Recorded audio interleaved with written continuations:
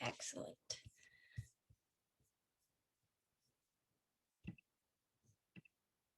All right. So 3.4 is a section called derivatives as rates of change, okay? Now, we've already talked about average versus instantaneous rate of change. And I was really pleased with the responses that I saw on the previous quiz about being able to not just define the average and instantaneous rate of change, but being able to draw pictures that go with it. So I love to see that we're really working on that connection between a formula and a picture, okay? We've also discussed the formal definition of the derivative. Does anybody remember what that formula is?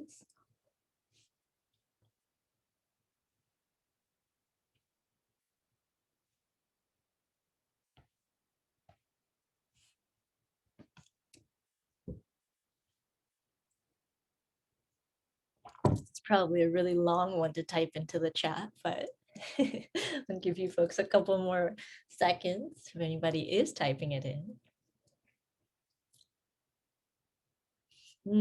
Okay, so there's one thing I'd love to add to that formula.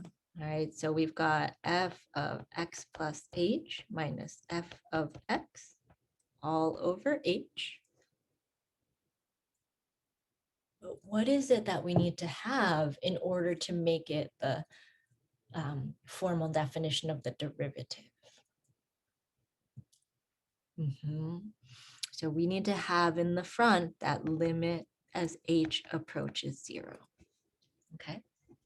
Now that was something I noticed on the previous quiz that some folks weren't really sure what that meant. Okay. And that limit as h approaches 0 in the front just means that we're taking 2 points that are really close together. Okay. Really, really close together. In other words, the formal definition of a derivative is actually the same thing as your instantaneous rate of change. So lots of big words and lots of big words that are the same as other big words, okay? So you see average rate of change, you're thinking just regular slope, but you're thinking instantaneous rate of change, then it's, that means derivative, okay? Now, we've also learned a few rules so far. We've learned the power rule, okay? Looks like folks are feeling pretty confident with that power rule, which is awesome. And I've just listed out the other rules that we've talked about. But I would say that the most important ones are probably power rule, product rule, and quotient rule, okay? Those come up very frequently. We use them in a variety of circumstances. So it's important to know those formulas, okay? All right, so what's new? 3.4 is all about applying the concept. So the concept of rate of change. And you know, mathematicians aren't super creative all the time. So we just refer to things moving as like a particle moving. So they just pick like a random thing, like a particle. There's just something that's moving, okay? If you prefer to think about this as what is Franklin doing, you are welcome to do that as well. All right, but most of our questions will be just about some random particle, okay? All right, so let's take a look at this first example, okay?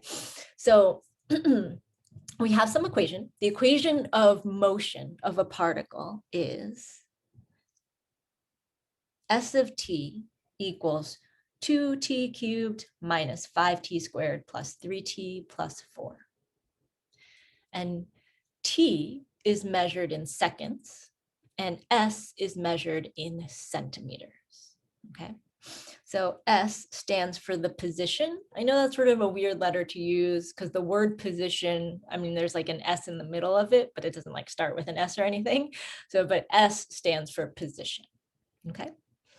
And so all I've done is I took S of t and I threw it into Desmos, graphed it, and we got this, okay? You're welcome to type that into Desmos as well. If you like to have a more dynamic picture to look at, that's absolutely fine, okay? But this is the graph in a window that maybe makes sense for us. So part B says, find the initial position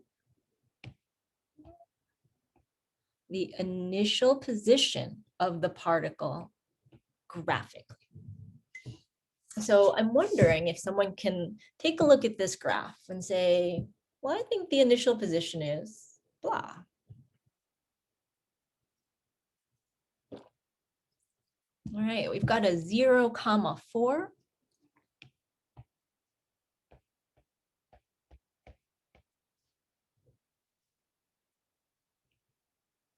Okay.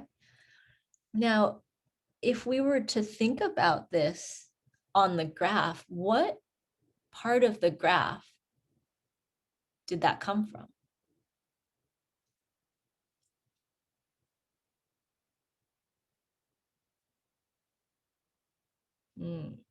So the position when t is 0, right? The position when t is 0, exactly. And that corresponds to the y-intercept. Perfect, I love it. Okay, so 0, 4 is s of 0, and that is the same as the y-intercept, okay? You could also say s of 0 equals 4. That would be another way to represent that answer, okay? But all of that corresponds to this little point right here, and we've got that 0, 4, okay? So my question to you is, how can I find the initial position of the particle using algebra? Like, what if I didn't have a graph? So I took part A out of the picture. I just said, here's this equation. I want you to find the initial position of the particle.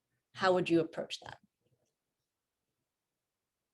Yeah, exactly. You plug 0 in for t, okay? So when folks say initial position, I think the notation that Ethan used here, s of 0, is actually really powerful, because we can say s of 0 equals, and then go to the s equation, and everywhere we see a t, we can replace it with a 0. And so when we do that, we get that s of 0, or the initial position of the particle, is 4, which is the same answer that we got from part B. Okay, so again, that connection between the picture and the equation and the number, 4 is our initial position because it's the y-intercept, and because when you plug 0 into the equation, you get 4. All right. Any questions on that position graph?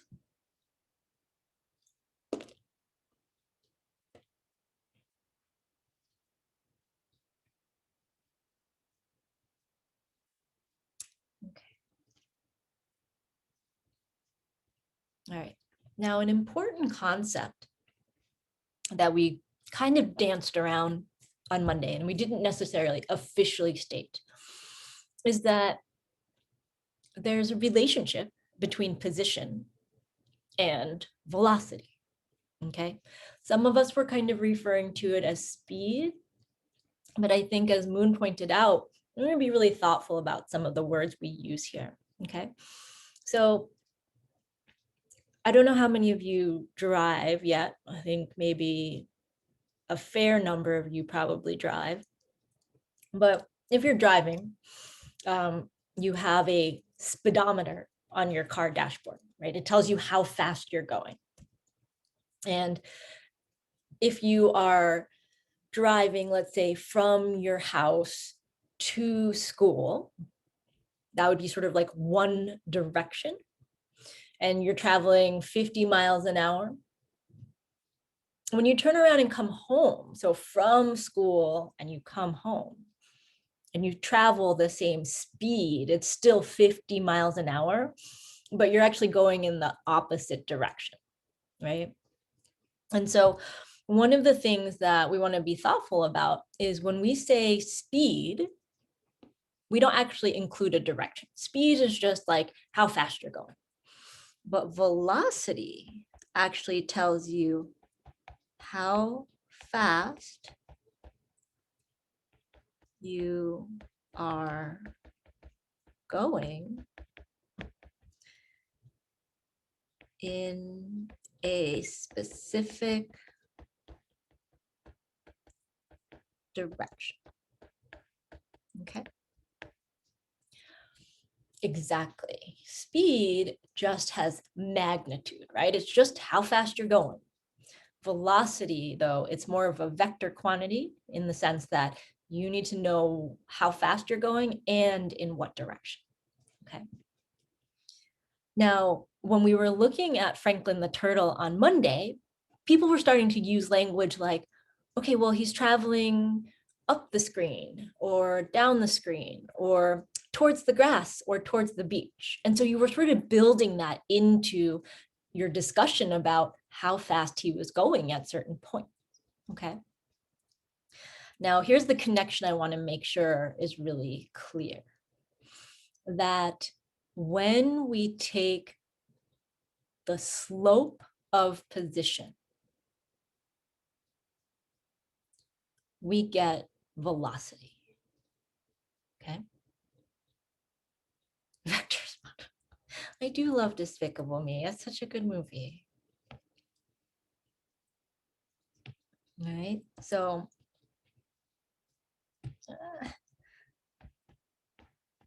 we also want to think about velocity as the slope of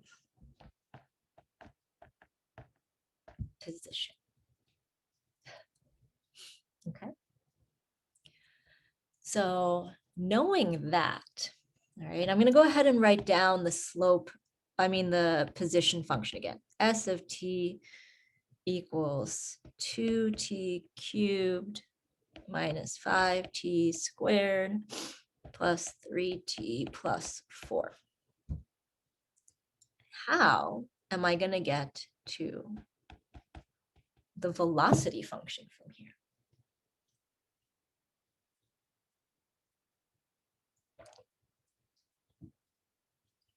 Okay, I like this.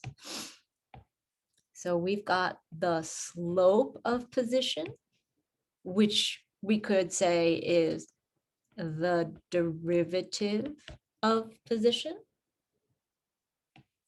Okay, so that prime right there is the same as that slope, right? So v of t, velocity, is the s prime of t, okay? So slope of position or derivative of position. And now we can take the derivative, all right? So derivative of 2t cubed gives us 6t squared minus the derivative of 5t squared is 10t, plus the derivative of 3t is 3, and then plus a 0 from the 4, and we don't need to write that, okay? And so what we have here is our velocity function, okay? And so if you take this function and you plug it into Desmos, you'll get a picture like on the right, okay? So now let's think about part C. When is the particle at rest? And explain how you know, okay? So think about that for a moment. How do we know when a particle is at rest? Like, how does that connect to velocity when something is at rest?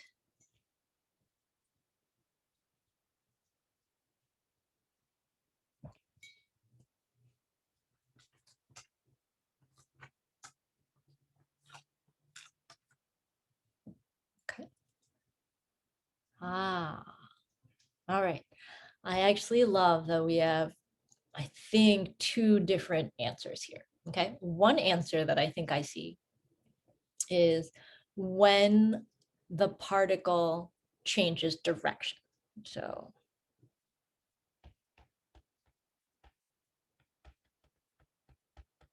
Okay, let's kind of start there. Does everyone agree that when the particle is at rest, it could be when the particle changes direction? Give me a thumbs up or a yes. Okay. So remember we had that analogy of like doing those sprints between the cones, right? So you like run to one cone, you touch the cone, and at the moment you turn around, you're actually stopped for one moment in time. Okay. So when the particle is at rest, or when the particle is changing direction, it is at rest. Okay. So now, how do I interpret that from the velocity graph? What about the velocity graph will tell me that something is changing direction? Okay, and this is where we sort of have two different answers. One person says, well, when the velocity is 0, then the particle is at rest. Okay, so let's write that down. One option is when the velocity equals 0, then that's at rest. And another individual says, or at the vertex of V of t. Okay.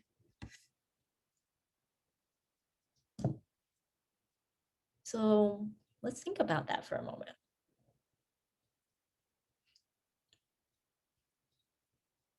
When is a particle changing direction? Well, we know that it's at rest. And if something is at rest, what is the velocity? If something's not moving, what's the velocity? Yeah, that's like when you're driving on your way to school and you encounter traffic and you're not moving, right? You were at rest, maybe not in your brain because you're like, oh my gosh, I'm going to be late, but you are physically at rest and your velocity is 0. Okay. I think that means we could certainly look at this as an option. Okay, right? Saying V of t equals 0. Now, let's unpack a little bit more about that vertex. Okay, so the vertex of V of t. In this particular picture, okay, if we sort of zoom in a little bit, the vertex is way down here. The vertex is way down here.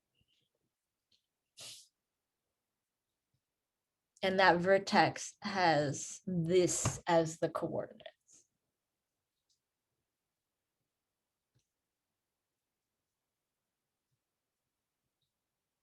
Is that velocity 0?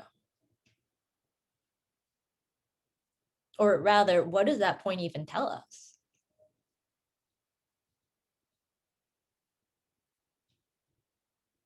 Okay. What does this 0.833 tell us? And Yithan, I'm going to table your question for a second, but I think it's a valid question. All right, what does 0.833 tell us? The time. Yeah, this tells us that at t equals 0.833. And what does this tell us? The position. The position is negative 1.167. True? False? What do we think?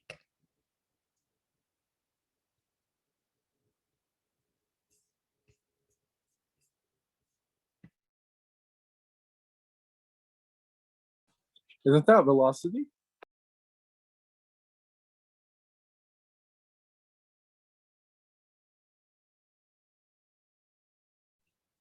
This is the graph of velocity. So how does that change our answer down here? So the velocity of the particle at 0.833 seconds is negative 1.167 units. Ah, oh, okay. So then maybe like, what does this tell us? At t equals 0, velocity is 3, right? Okay. Okay, so because this is a velocity graph, the y values on this graph, they tell us about velocity.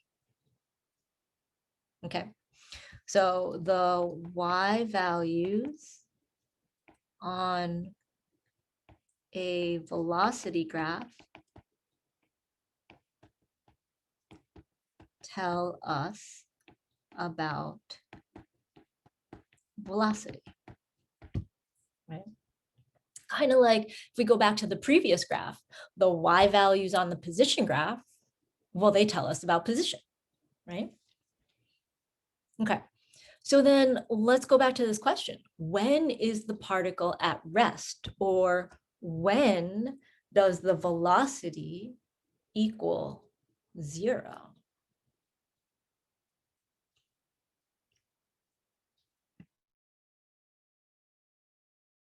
When the y value of the coordinate is 0, because that represents velocity.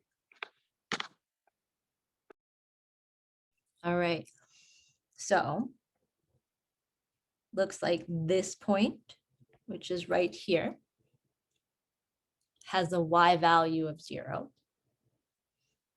And it also looks like this point right here has a velocity of 0. So we can grab those numbers and just say that the particle is at rest at t equals 0.392 and 1.274. Okay, exactly. So another way to think about that is that v of t equals 0 really means the x-intercepts of the v graph. Love it. Love those connections. Okay. So I love that we're already catching on to this pattern. If we want to think about position and velocity, if we've taken a physics class, we usually think about acceleration as well, right? Position, velocity, acceleration. Well, if the derivative of position is velocity, it turns out that the derivative of velocity is exactly like Natalia said, it is acceleration, okay? Now, Ethan, I did not forget about your question. So for all of these, we're actually considering a very simple case. I don't mean simple like the concept is simple. I mean that we're saying we have a particle and it's basically moving on a line. So if we boil this all down to like an x-axis, that's really what we're looking at. Okay, so we're not taking into account like sometimes it goes diagonal or anything like that. It's just like left and right, left and right. Those are the restricted motions. Okay, does that make a little bit more sense for these cases? Okay.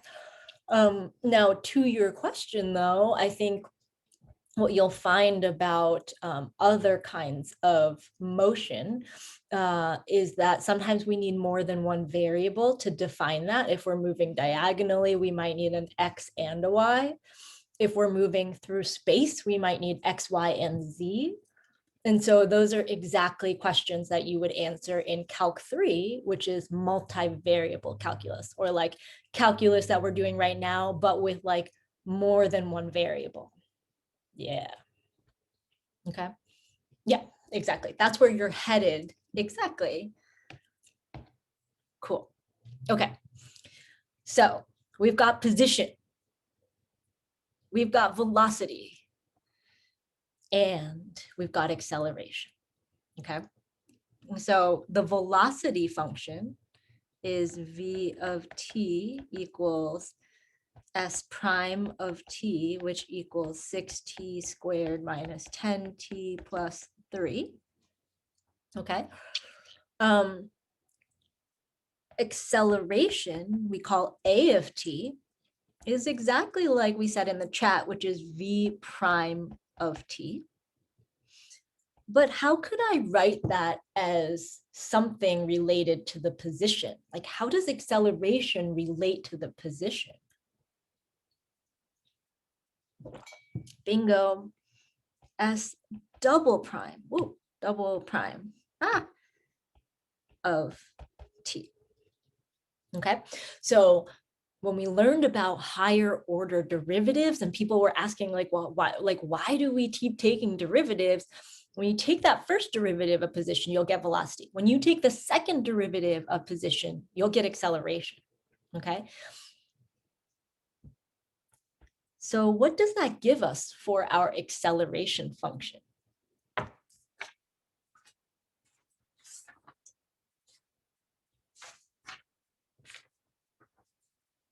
(12t minus 10), perfect.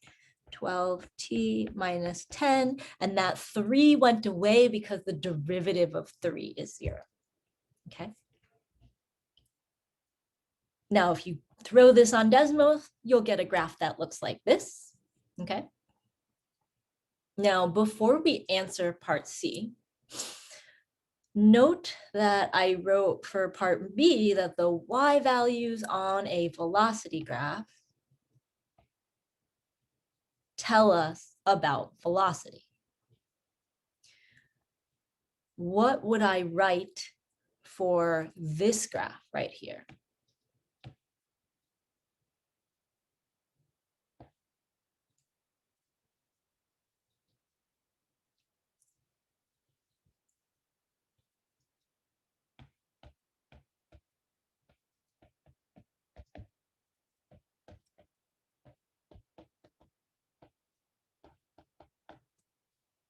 Yeah, the y values on this graph tell us about acceleration. Okay. So if I were to sort of pop down here to that point, which does not have a listed coordinate, but let's see, what are we counting by? Looks like we're counting by 5. So I think this is a -10. So this coordinate would be 0, -10. Interpret that for me. What does that mean?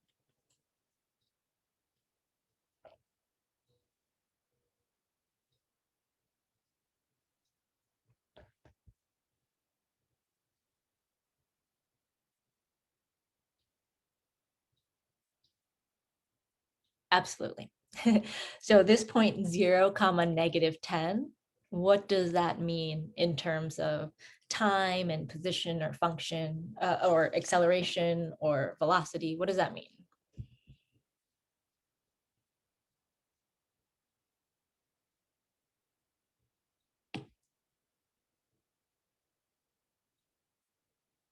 Okay, so at t equals 0, the acceleration equals, let's go with a -10. Okay, so when t equals 0, a equals -10. Okay.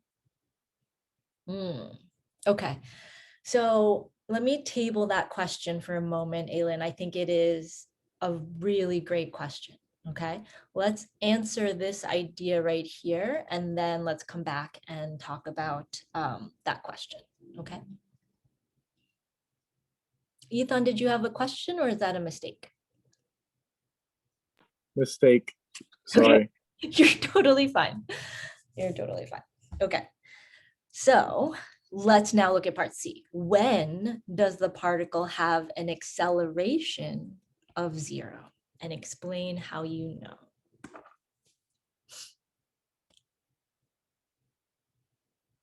All right, so when does this particle have an acceleration of 0? When time is 0.833. Uh-huh.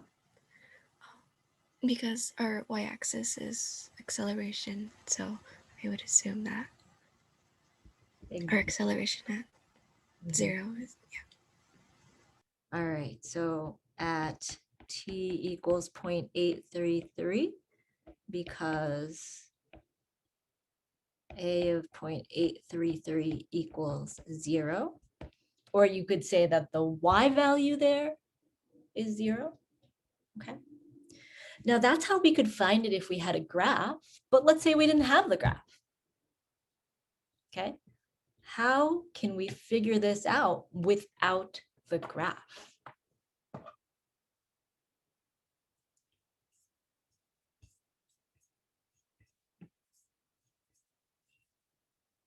Could you plug it into the second derivative or the double prime s double prime of t function? What would you plug in? 0. Into where? Plug in 0 for t. Okay. If we were to plug in 0 for t, that would be telling us what is the acceleration at time equals 0.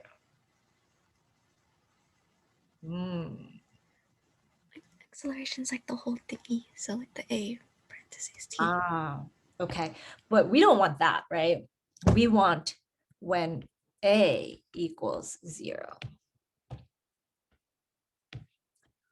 So we're going to take 0. We're going to replace this whole side with 0. Okay. Exactly. Okay. So if you were writing this down in your notes, one description that just popped into the chat is what we're doing is setting the second derivative equal to 0. That might be an important thing to write down. Okay. When does the particle have an acceleration of 0? You set the second derivative equal to 0. Okay.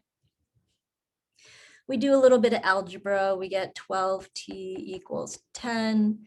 T equals 10 over 12 or 5 over 6. And if we find the decimal representation of that, we'll get 0.833. Okay. So how are we able to find it from the graph? And how are we able to find it algebraically? And those should give us the same answers. Okay. So let's see, there were actually 2 really important things that were just brought up. Anybody notice that we have 0.833 on both graphs, the acceleration and velocity? Okay.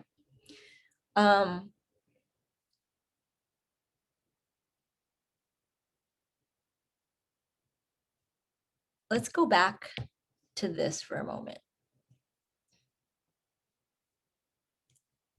I think it was Graham who said that this point was maybe a place where the velocity was 0.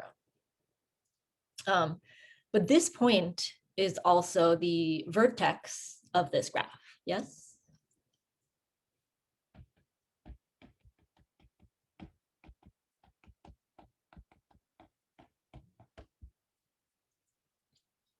What is the slope of that point? What is the slope at that point?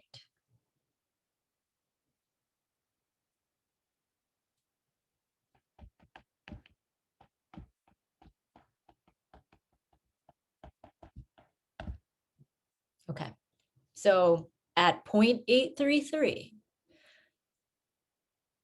the velocity has a slope of 0. What is the slope of velocity?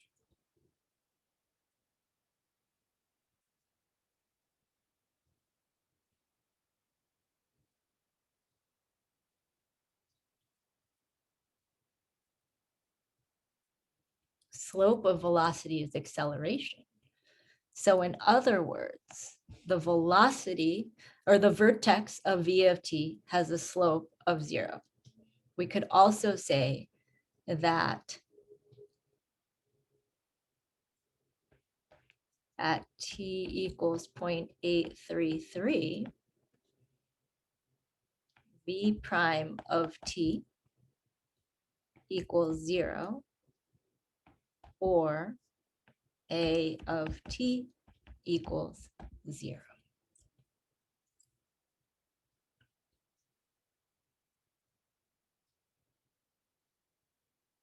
That's why this point, 0.833, is the vertex of the velocity, but it's also the x-intercept of acceleration.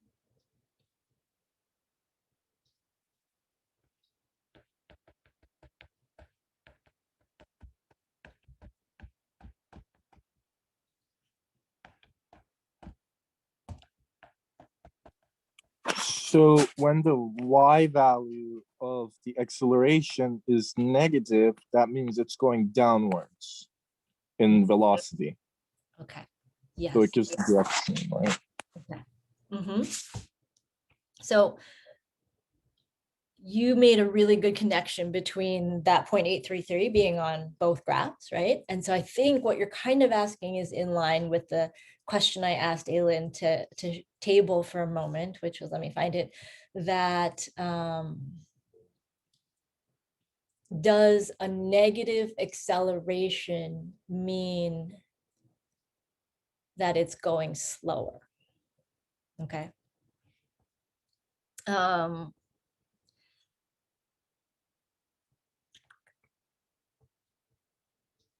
Let's do this.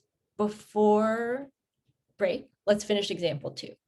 Okay. Example 2 is very similar to example 1. So I want to make sure we're really internalizing some of that process. Okay. We're going to take a break after this. And then when we come back, let's take a look at example 3. And as we're looking at example 3, we will bring in that question of what does the negative acceleration mean? Okay. It's definitely a bigger concept than it seems like. So let's do example 2, take a break, come back with fresh eyes, and then hit example 3 with that same question. Okay.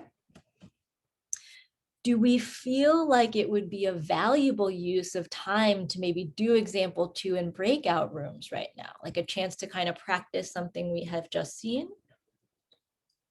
Or are we feeling like not in the mood for breakout rooms? What are we thinking? All the answers are fine.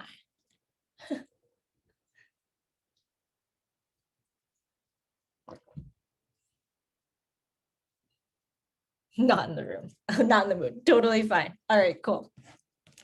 Okay, so example 2, the equation of motion of a particle is S of t equals t cubed minus 3t, where t is measured in seconds and S is measured in meters.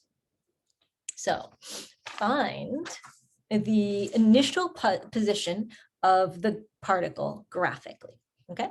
So we've got a different picture this time. What do we think for part B? Find the initial position of the particle graphically. Where your time is 0, so basically the point at 0, 0. So we're thinking y-intercept, or in this case, 0, 0, or S of 0. Okay, I love all the different notations that folks threw down for example 1 because I think they helped us understand that there's different ways to represent that for this question again. Okay. Now, part C, how would I find this if I didn't have the graph? If I just had the equation, how would I find this? You would plug 0 in for t. Yeah, so S of 0 will give us 0 cubed minus 3 times 0. 0 minus 0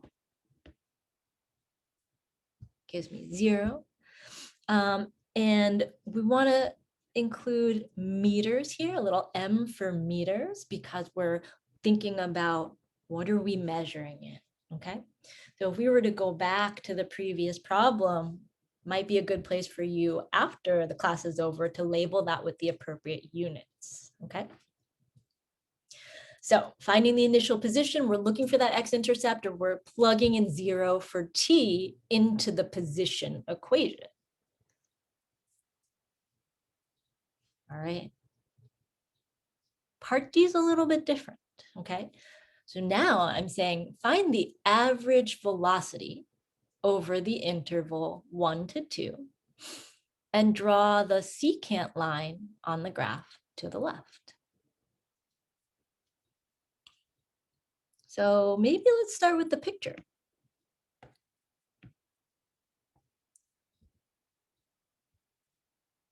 This represents the beginning of the interval. So I want to go to where x or t equals 1 on the graph, and that's this point right here.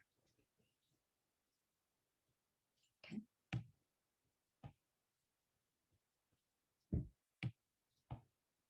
Where is this point?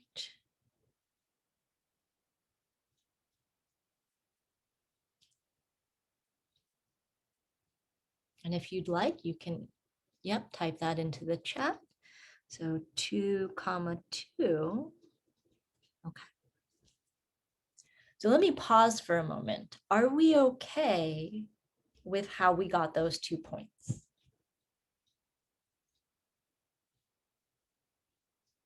Okay. Now, if I were to draw the secant line, that means I want to draw the line that connects both or through both of them like this. Yeah. And how do I find the slope of that line?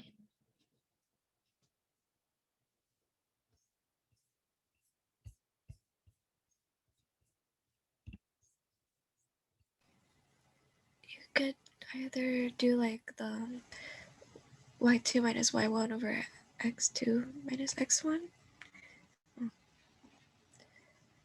And I think the points form as well. Okay. So I don't ask you here for the equation of the line, but if I did, you would use that points slope form, okay? But yeah, we want to find the slope. We know that's rise over run. And we also know that rise is the y values, right? And run is the x values. So it's okay. People get them mixed up all the time. But I think somehow if we write down rise over run, that helps prevent that mistake that we're going to get y2 minus y1 over x2 minus x1. Okay. So let's plug in our values. Let's see. This one, Graham said was 2, 2. So I'm going to have 2 minus negative 2 over 2 minus 1. Okay, we're going to be super careful about our signs here. 2 minus negative 2 gives me 4. 2 minus 1 gives me 1, which gives me 4. And what are the units for this line?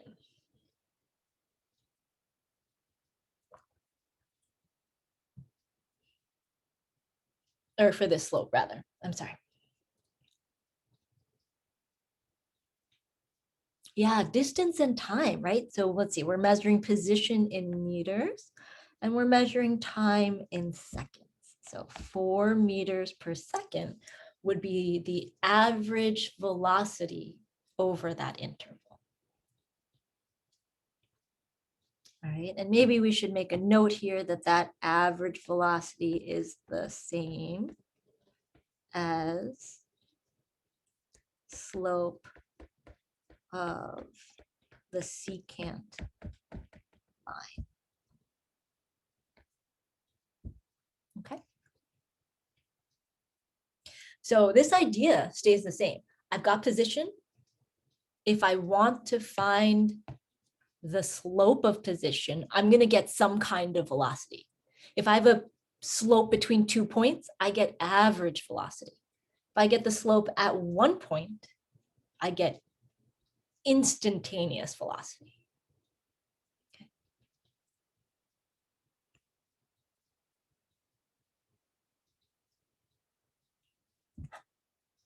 All right. Let's copy down that position function.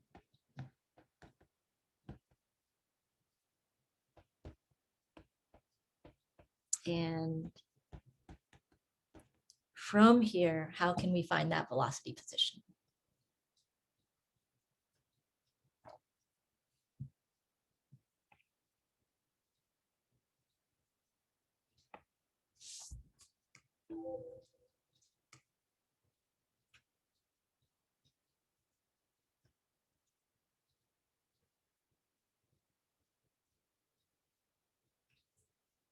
Exactly, we're looking for that S prime of t. And so we'll get 3t squared minus 3. Exactly. Okay, so find that derivative position, you get velocity. All right, you get your instantaneous velocity. All right, and if you throw that equation into Desmos, you should get a graph that looks like what we have for part B. Okay. All right. How do we know when that particle is at rest? Okay, we could find it from the graph, but I also want us to know how could we find that without the graph? So how might you describe that process or summarize what we did before to find when is the particle at rest? Graphically or algebraically? Either way is fine.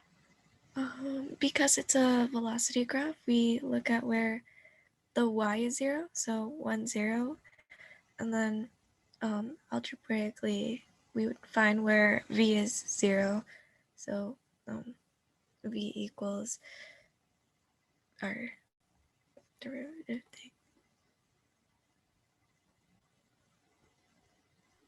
Okay, so I really like that. The key here is when is the velocity equal to 0?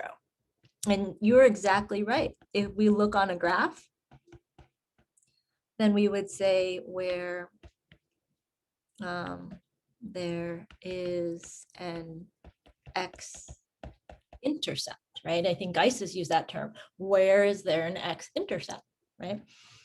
And so that corresponds to this point right here. And then if we were to do it from the equation, we would say 3t squared minus 3 equals 0. And we could solve this. We would get t squared equals 1, and t is going to equal plus or minus 1. Okay. Now, those are technically both answers, at +1 and at -1. But if we rewind our brains back to something that Ethan said on Monday, we started time at 0, right? We started counting at time equals 0. So for the purposes of an application question like this, when we're actually looking at real time, we want to just say just the positive one, just t equals 1. Okay.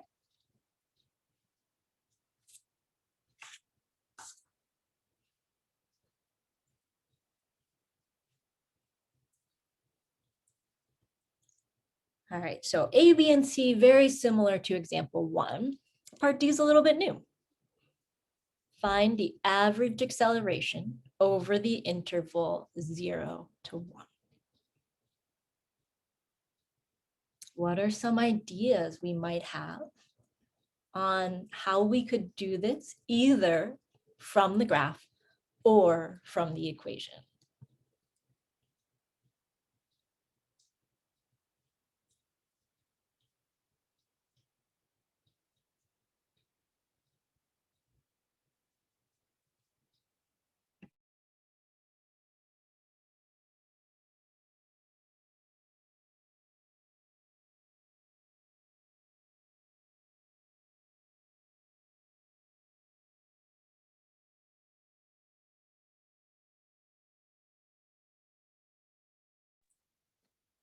It would be the line, the slope of the line between the 2 points that are highlighted. So 3 over 1, just 3. So yeah, this point And the other circled point, right? This is when t equals 0, when t equals 1. Marissa's exactly right. We could use the idea of that secant line, the one that goes through both of those. Right, exactly. This is the average acceleration. So we're really saying find the slope of the secant line on the velocity graph. Okay. I know this is a lot of words. You could certainly just write out the computations, but I think to kind of maybe strengthen that connection, having these words when you go back will maybe help remind you of where these formulas come from. Okay. So we'll find that slope. We'll get m equals, maybe we write this as v of 1 minus v of 0 over 1 minus 0. And if we get the numbers from our graph, we get 0 minus -3 over 1 minus 0. And we should end up with 3 meters per second squared. Okay.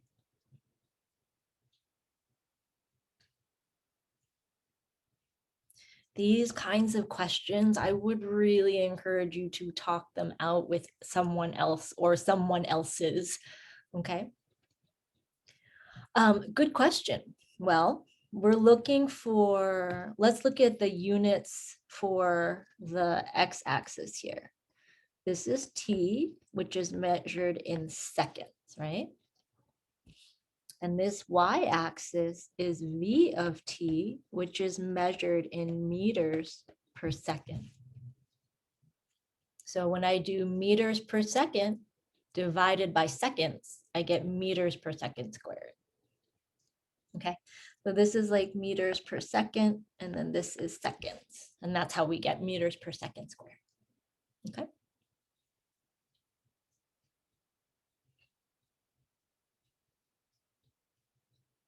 So if you add all the y values, how can you divide by infinity?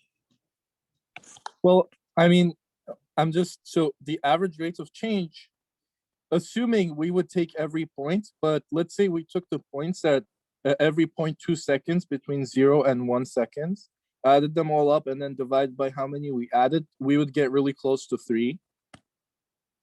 And as the denominator approaches infinity, it would get closer to 3. Yeah, I agree with that. And you mean specifically not for this graph, but the acceleration graph. Well, yeah, for the derivative of any function between average and instant rates of change. Okay.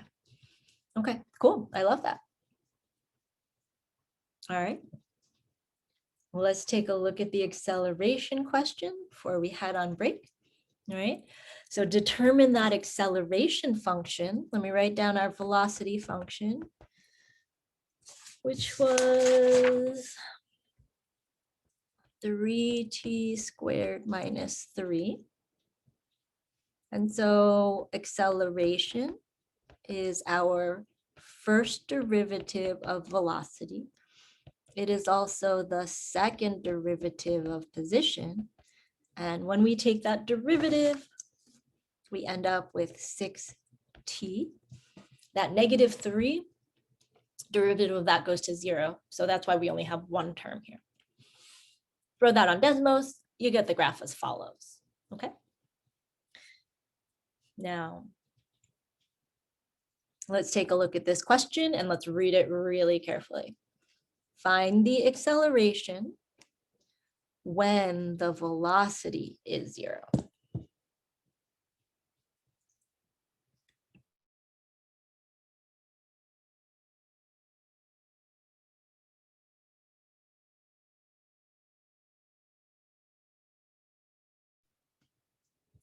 How would we approach this if we didn't have a graph?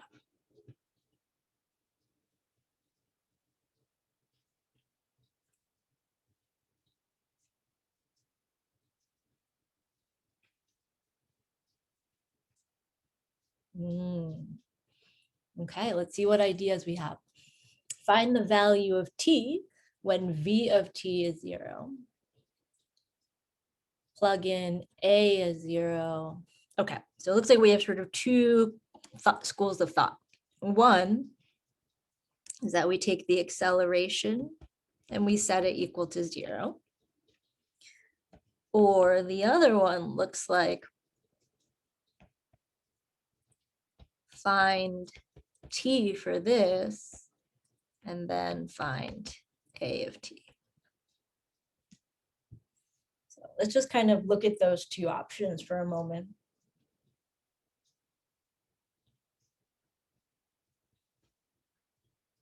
If I said a of t equals 0, what might my question look like?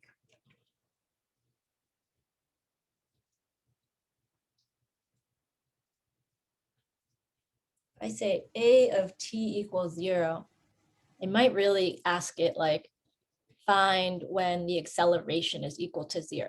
Exactly, right? That's not what this says though. This does not say find the acceleration or find when the acceleration is 0, right? Question is a little bit different. So for that reason, I'm going to say maybe, good guess, but it's not always going to be exactly like the example that just came before, okay? So that's why I'm going to be asking us to sort of explain our reasoning on a lot of these because I want us to know why.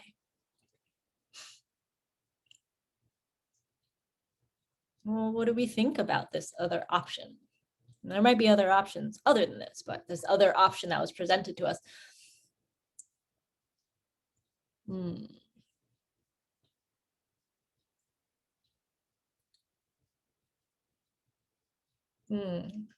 I don't think Graham is saying that the velocity is the same as acceleration. I don't think that's what he's saying. I think he's saying let's find out when the velocity is 0. So I think he is sort of addressing this part here with this, right? So find out when that velocity is 0. And at that same moment, I know the velocity is 0, but I want to know what the acceleration is. Yeah, so then after we find our t, we're going to plug that in to the acceleration function because we want to know about acceleration, okay? So let's find when v of t equals 0.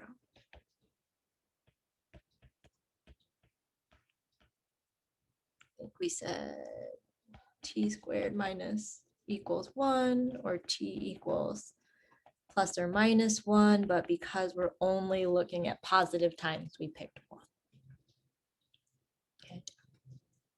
So at 1 second, the velocity is 0. But we want to know what the acceleration at 1 second is. That's why now we're going to plug it into this equation.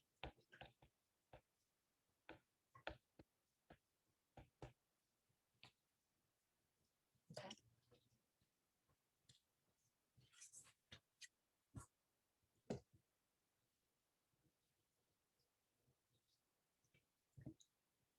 So, moral of the story here, you got to read the question, okay? And there's so many variations of these. If we just try and memorize the procedure or randomly plug in numbers, but we don't really know why we're plugging them in, that's really not going to set us up for success. Okay, so as you're working through these, make sure you understand why you're plugging certain numbers into certain places. Okay, how come sometimes you plug in 0 and sometimes you set it equal to 0? Those are really different ideas and thinking about what that means. Okay, so okay, there we go. What is one thing that you could tell me about this graph? Let's start there.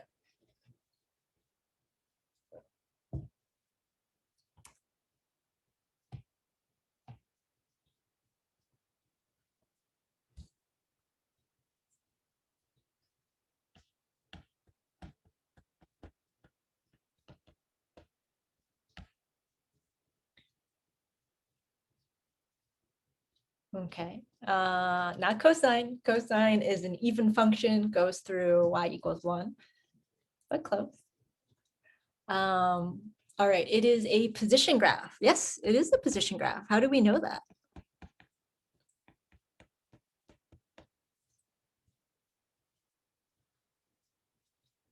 Yeah, we looked at that y-axis, right? So it's a position graph. It has an initial position of 0, or we could say that's s of 0 equals 0. Love it. What else do we know? Let's do a little brain dump here. What else do we know based on what we've talked about in the last 2 examples? It has positive y values and negative y values, okay? So positive and negative y values. All right, what else?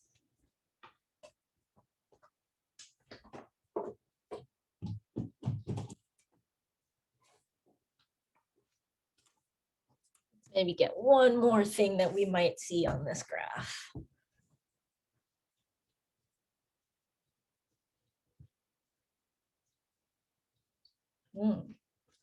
Okay, so if we were to draw slopes, there would be 2 horizontal lines.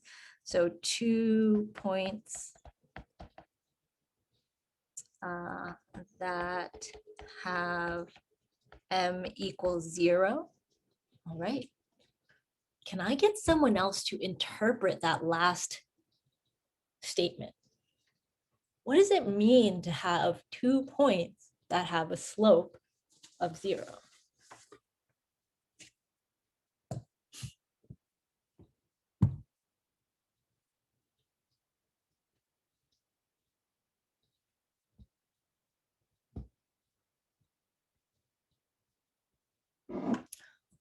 I love it. There are 2 derivatives that are 0. Okay, so s prime of t equals 0 for 2 points. We could even go one step further. We could say not s prime of t equals 0, but we could replace s prime of t with, anyone?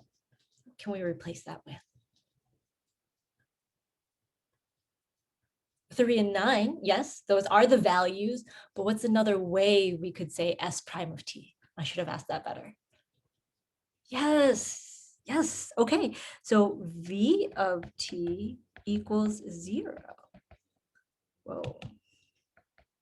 Okay, so s prime of t, so Natalia's observation that if we draw the slopes, there are 2 horizontal lines, really is saying there are 2 points on this graph where the velocity is 0. Okay. All right. Now, let's take a look at the question. Okay. So I think we've actually answered part A. What do the y values of this graph represent? Explain how you know. And I think we can simply say this is position. Sorry. The y values represent position because the y-axis is labeled as position, okay?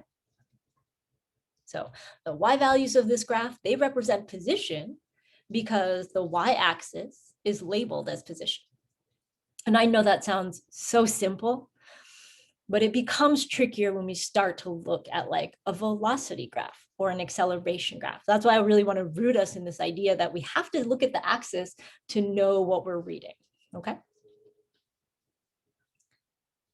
All right, now, where are the y values positive? Let's answer that.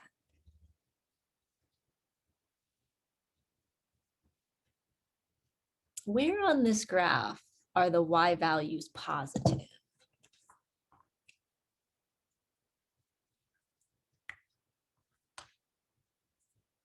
From 0 to 6. Yes, from 0 to 6. Okay, so if we were to sort of highlight that portion of the graph, we might say like from 0 to 6, those are all positive y values. Now, I love that we're using interval notation. I'm going to change one thing about that, Thea, which is we're going to write that as from 0 to 6, but not including 0 and 6, right? Yeah, and the reason, no, you're fine. The reason why we're doing that is because we want to make sure that it's where it's positive, not when it equals 0. Okay, so that's why I left a little bit of space in my highlighting where I didn't sort of really highlight at x equals 6, because at 6, the y value is actually 0. Okay. So where are the y values positive? From 0 to 6. And another way to ask this question, okay?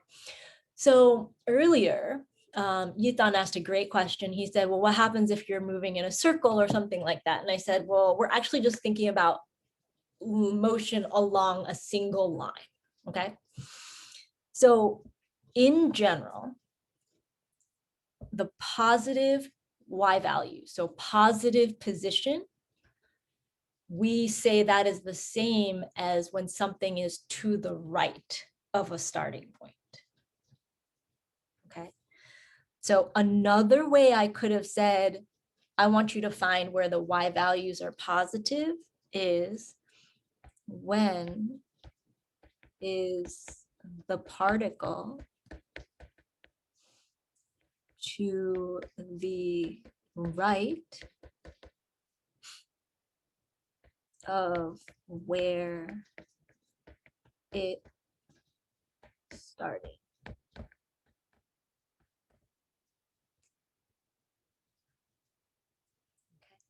And so the connection here is positive y values on position mean moving to the right. Or sorry, that you are to the right. Okay. So position is the y values for this graph, yes, and that's S, yes.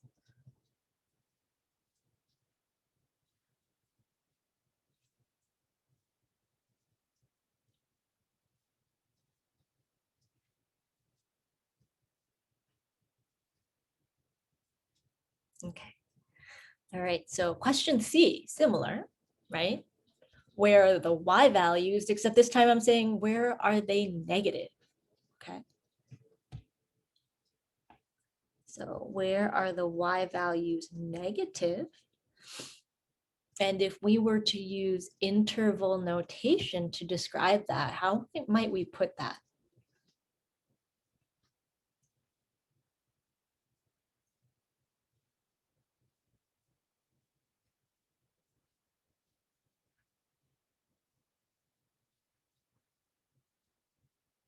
Six to, okay.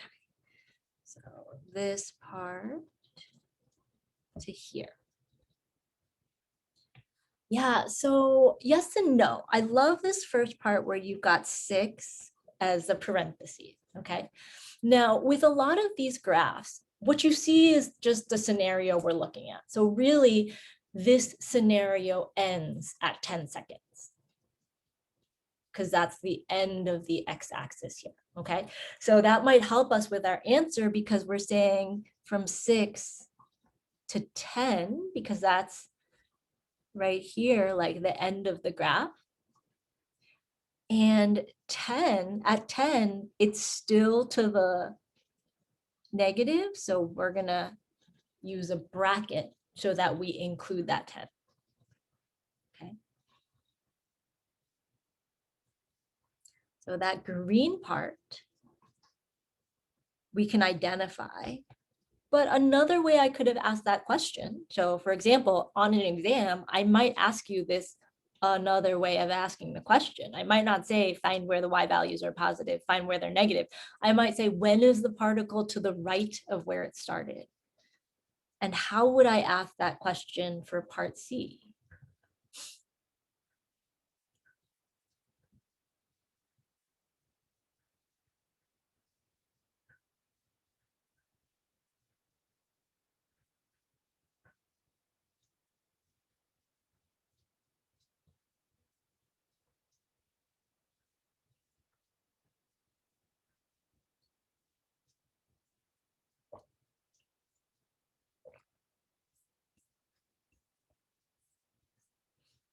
When is the particle to the left?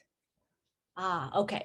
So yes, Eric, you were technically correct, right? That is one way of asking the question. But I think what we're trying to go for is like, what might be a context in which I could write this? So bringing it back to that idea of a particle and its motion, okay?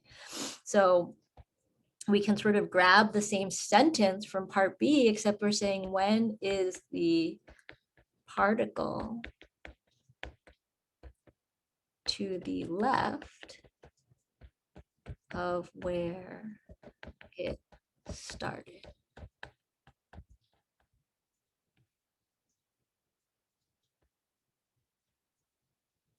Okay. So positive position means you're to the right of your starting point. Negative position means you're to the left of where you started. Okay, let me say that one more time. Positive position means right, and negative position means left.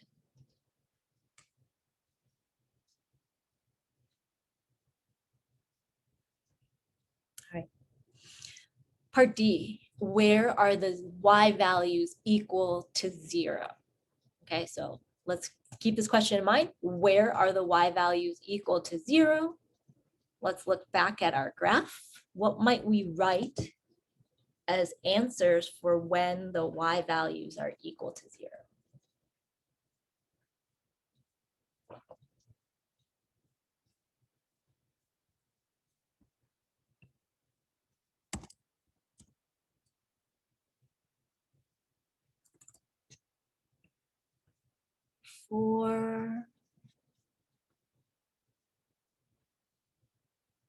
Okay, so 4 and -4.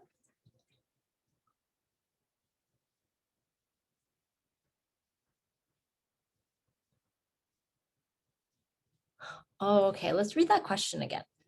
Where are the y values of this graph equal to 0? Okay.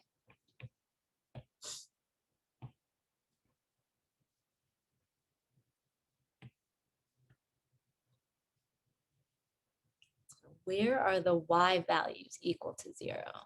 Yeah, okay, so let's go to the graph. Y value equals 0. Here's one. Here's the other. Yeah, that's it, just 2 places. Okay, so we could say at t equals to 0 and 6. So if we want to list both of them, we could say t, we could also say x. It's not wrong to say x, okay? So at x equals 0 or t equals 0, those are when the y values of this graph equals 0, okay? Now, what I could have asked instead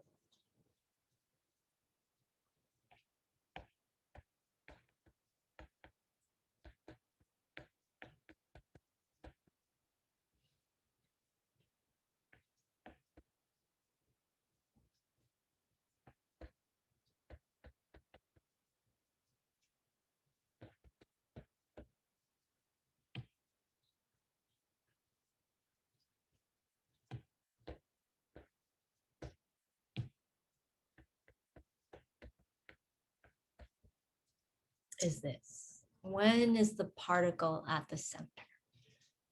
Okay. I think that's a little weird to think about. So write that down, and then I'm going to draw sort of a diagram that goes with that. Okay.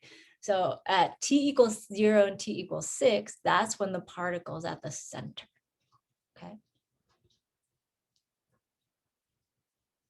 So let's kind of go back up to here. If we were to imagine that we have a particle moving on along a line, okay? Now its position is at 0 to start. So it starts here. Then the orange part tells us it moves to the right for how many seconds? Like it's to the right of where it started for how many seconds?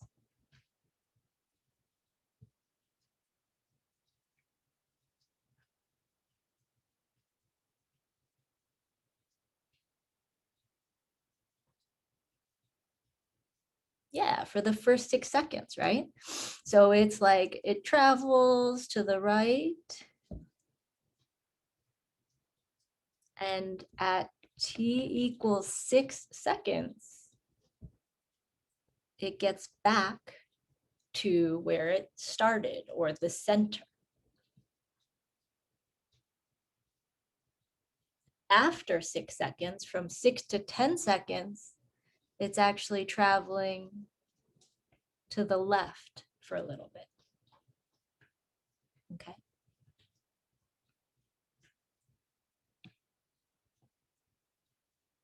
There is that particle motion activity on Desmos, which is your sort of graded exploration for the week. I think it does a much better job of making this a dynamic process. So I would really encourage you to do that one sooner rather than later to help sort of solidify this piece. Okay, you'll get to see something moving and see the graph at the same time. All right. All right, last 2 questions here. What is the slope of the secant line over the interval from 1 to 7? Okay, so we're looking for the secant line over the interval 1 to 7. So let's go back to the graph. And I'm going to draw that secant line. So 1 to 7. That means that I want to find the slope of that line. Should my answer be positive or negative? Yeah, that answer better be negative, right? That blue line is very clearly a negative line. Okay, so maybe let's write down these coordinates before we move back down. 7, comma, -2, and 1, comma, 2. All right, so I'm gonna, sorry for all the scrolling, go back down here to the slope of that secant line. I'm gonna put it into slope equals y2 minus y1 over x2 minus x1. Plug in my values, I get -2 minus 2 over 7 minus 1. I get -4 over 6. If you can reduce, please reduce. We get -2/3 is that slope. Okay.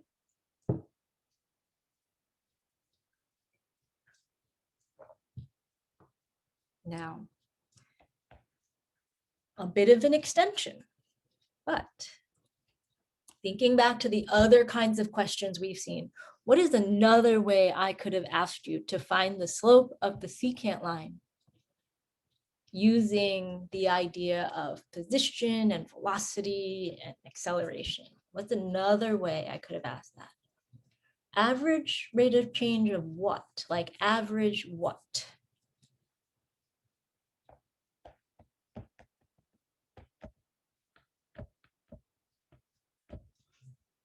Average position?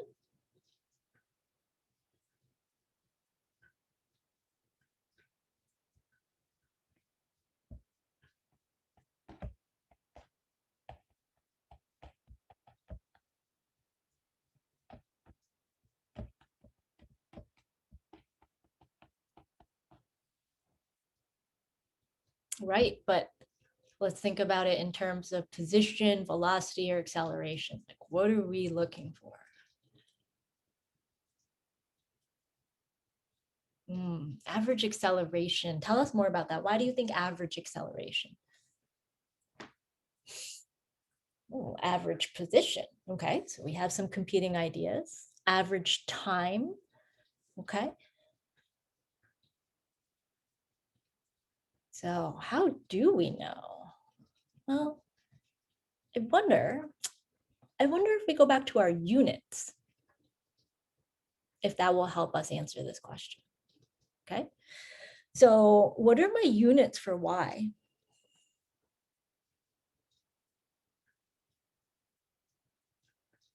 Meters. Okay. So this -2/3 here is the -2 is it's moving -2 meters. What's the units for x?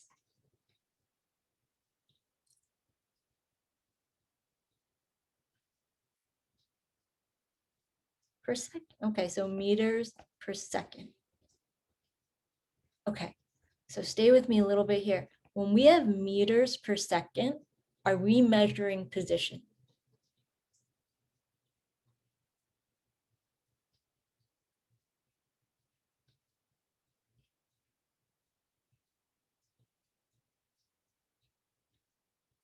Let me ask that one more time. When we have meters per second, are we measuring position? No, we're not measuring position. Position would just be meters, right? Now it's not speed because it's got a sign there, right? It can't be speed. Speed is just like, yeah, okay. Velocity is measured in meters per second. So what we're secretly asking for is what is the average velocity of the particle from t=1 to t=7. Okay. Now, Yithan said earlier that the velocity, because it's the rate of change of position, that is correct. Okay, so you got to think about the relationships between these. I know this is not a graph of velocity, right? Like this graph right here is a graph of position, but the slope of position is velocity. That's how come this line represents average velocity. Okay.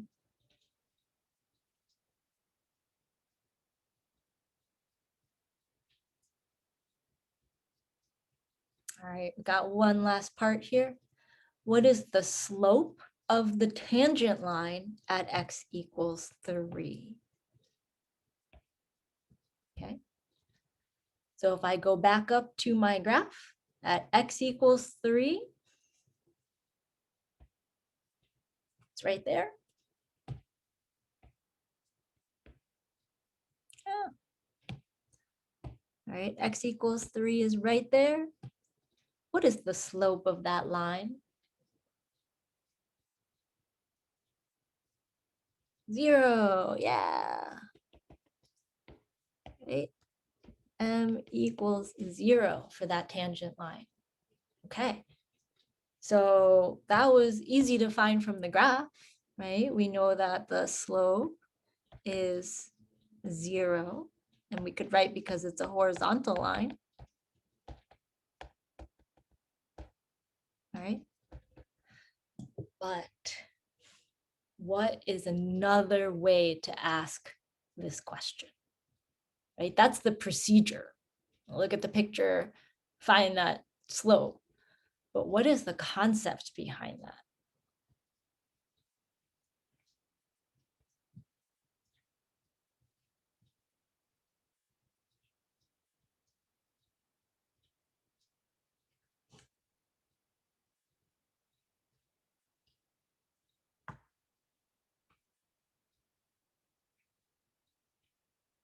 Okay, instantaneous rate of change, but I probably wouldn't ask for instantaneous rate of change, right? Because we want to bring this back to the idea of the movement.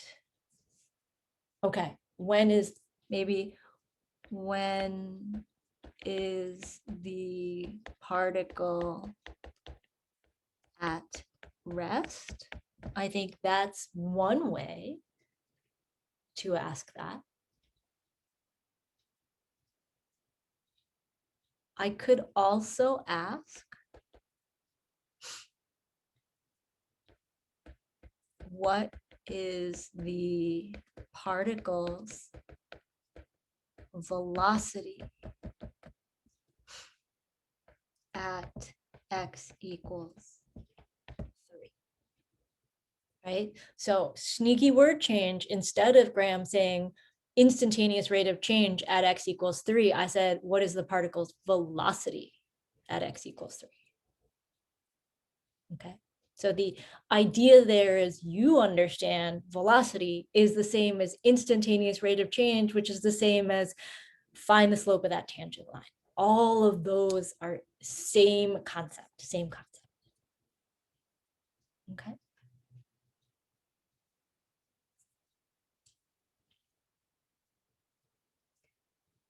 All right, so here's that question all on one screen. I know that these questions are tricky, okay? And intentionally, there are ones for you to practice on the quiz, because this idea of interpreting things is really where we deepen that understanding and know that calculus isn't just power rule over and over again, but like there's a reason why we're doing these things, and there's applications that make sense in a variety of fields, okay? All right, so folks, this is it in terms of the lesson for today. So I'm gonna stop sharing my screen.